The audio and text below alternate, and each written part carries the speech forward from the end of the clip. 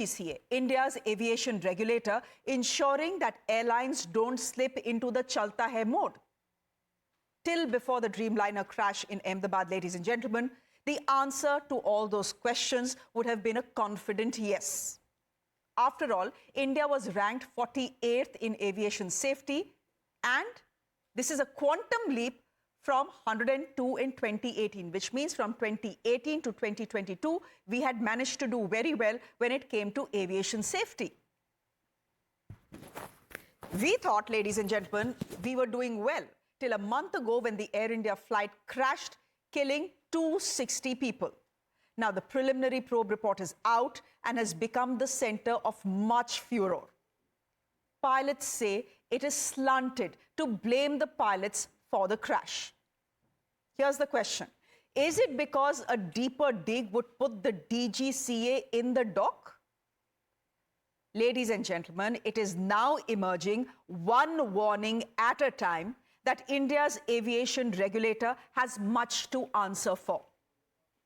Sample this. 10 years before the Air India 171 crash, the UK Civil Aviation Authority had issued a safety notice to operators of Boeing planes, warning them to check fuel shutoff valves.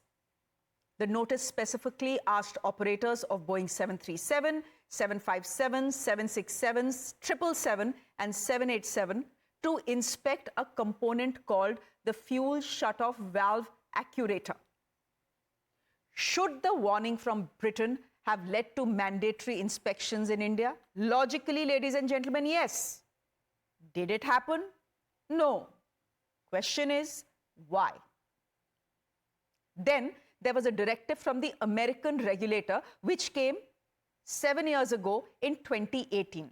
That FAA warning had advised all airlines flying the Boeing to inspect their fuel switches. That advisory was issued after problems were reported in the locking feature of Boeing 737s.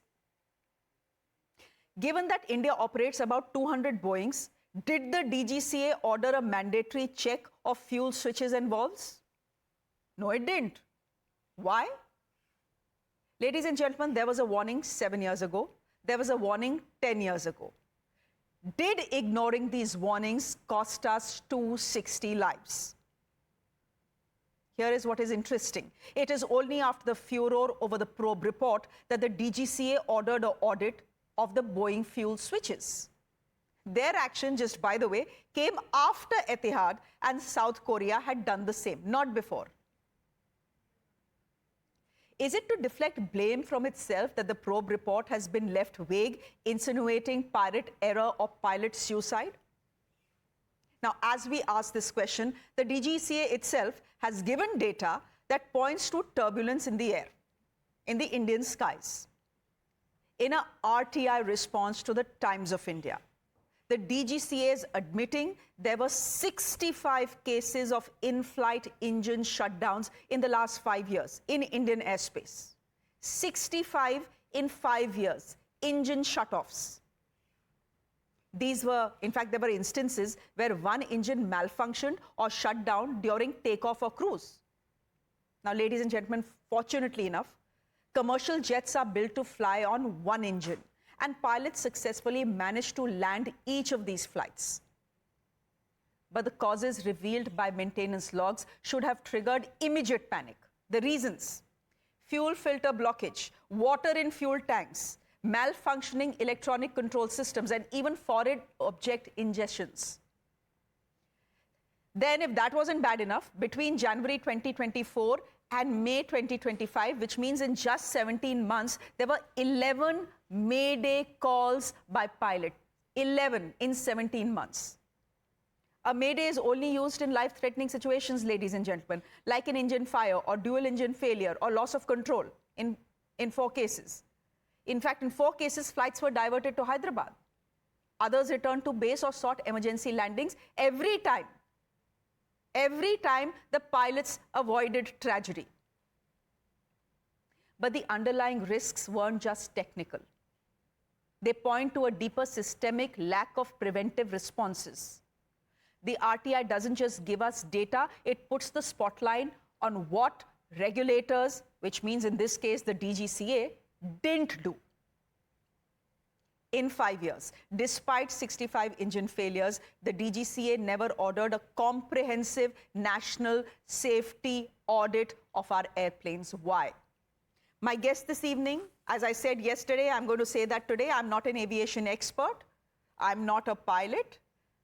I'm not someone in the DGCA. And my job is not to do a hit job on anyone, not the DGCA, not Air India, not Boeing, not GE. My simple job is to ask questions on behalf of the people of India. These are questions that people of India are asking. Captain Amit Singh, thank you very much. Aviation expert, also founder of Safety Matters Foundation. Thank you very much. Captain Sanjay Karve is an aviation expert. Dr. Sumit Susilin is an aviation expert as well. So is Devesh Agarwal. Gentlemen, thank you very much. Dr. Sumit, I'm going to start with you. Do you feel what I have said in the last 2 to 3 minutes to my viewers is an unfair, uncharitable view of what the DGCA should have done but didn't do? That they were lax on the job, they were sleeping on the job. There were 2 warnings that were ignored.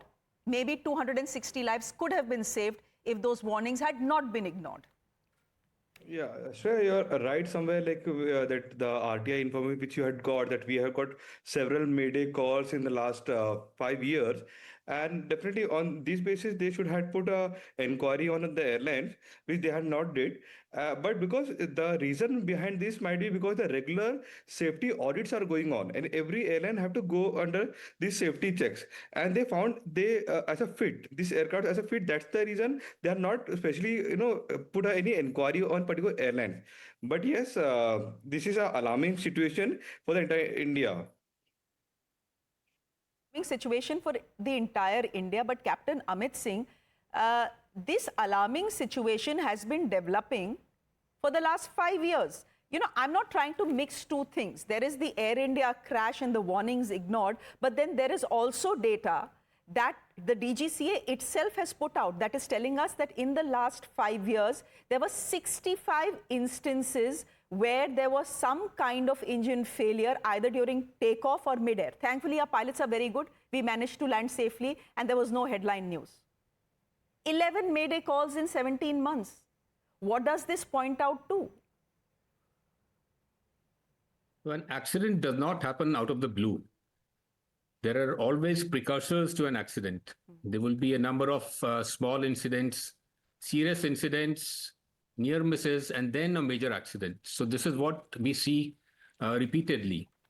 In the past 1 or 2 months, we have seen so many helicopter accidents, training school accidents, other issues, and then we have a major accident. So it is a systemic issue. Aviation per se is the safest mode of transport. There are thousands of checks and balances, but an accident is a testimony that all these barriers have failed, or there was not adequate oversight and we were not able to check the errors which were happening, either by the regulator not conducting enough scrutiny on the airlines, which means every year we have an audit. Then why do these things always pass? So we have an accident, we have a special audit after an accident. Why do we find things only after a special audit? Why not in an ordinary audit, which means the ordinary audit failed every year, year after year? So it is a systemic problem, which is what we see the end of it. And right now, or in the past, for the next few years, we'll be alert. The DGCA will be more alert, everybody will be alert. Then we'll start becoming lax, and then again an accident will happen. So that is how it goes unless you correct the whole system. So safety management system, like you said, the number of Mayday calls. So we have been playing down the accidents or incidents. So if you play down the incidents, then we are fooling ourselves that everything is hunky-dory. Whereas, I'll give you an example. There was a SpiceJet aircraft which took off beyond the runway in Yerevan, Armenia. So it crossed the runway and took off. It was supposed to be a serious incident, but DGCA downplayed it to just an incident. Mayday calls were treated as incidents rather than serious incidents. So if we keep downgrading such things, then how are we going to get data and prove that things are not okay? So we are reverse engineering that things are okay. How do we manage the data to prove that?